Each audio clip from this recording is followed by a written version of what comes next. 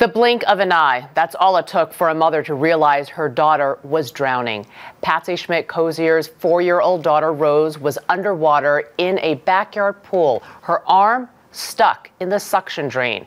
Patsy dove in and yanked, eventually getting little Rose out.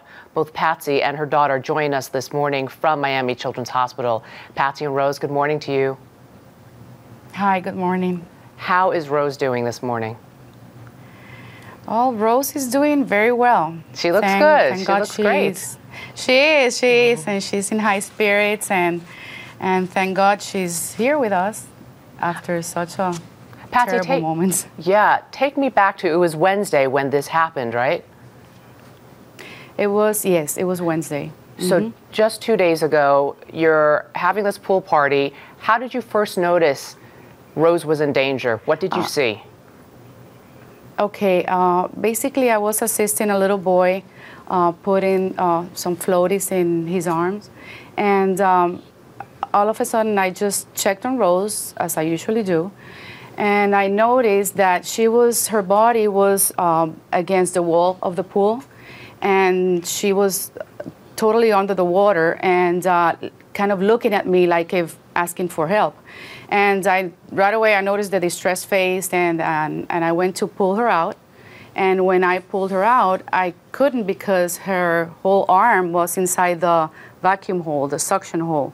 And I did it 2 times, and during that time she was looking at me, basically trying to say, "Mommy, rescue me, because I'm drowning." And at that time, I noticed that there was nothing I could do, because I couldn't take her out. I jumped in, and with all my strength, I even said to myself, even if the arm has to stay in the hole, I need to pull her out. And she was turning purple. She was turning, her eyes were flipping backwards. It was bad. So I pulled her out and took her out. Took her out right away. So it took all your might getting in the pool, and then that's how you successfully got her out. You had to jump in the pool and pull her away? Yes. I took her out and started administering CPR. And I heard a noise coming from her stomach, like she was going to throw up. And let me tell you, that was the most beautiful noise I've ever heard in my life. Her trying to throw up, yeah. And then I did some compressions on her chest, and she threw up for the second time. Meanwhile, I'm screaming, "Somebody call 911." But everybody was panicking. Nobody could call 911. So I just put my daughter on her side, and I told the grown-up that was next to her to just tap her back. And I went inside the house and called 911. And I didn't know how it was my daughter. I couldn't see her. I just wanted to call 911 because I'm sure, they're better on these things than me. Wow. In the final seconds, doctors say Rose is going to be just fine? Rose is going to be fine. Rose is going to be fine. She suffered injuries on her arm because of the fact that the whole arm was inside the suction. So she had bruises in her arms. She's badly bruised, but she's doing good. Thank God she's alive and well. Yeah, and she looks great. She looks great. Patsy, thank you so much for sharing your story with us, and good luck to you and Rose. Thank you. Thank you so much. You're welcome. Bye. This morning in Health Watch, how to protect your children from being injured while playing in a swimming pool this summer. Joining us is Alan Korn, Director of Public Policy for Safe Kids Worldwide. Good morning, sir. Good morning, Julie. How do parents with swimming pools and young children prevent any sort of accidents involving these suction drains?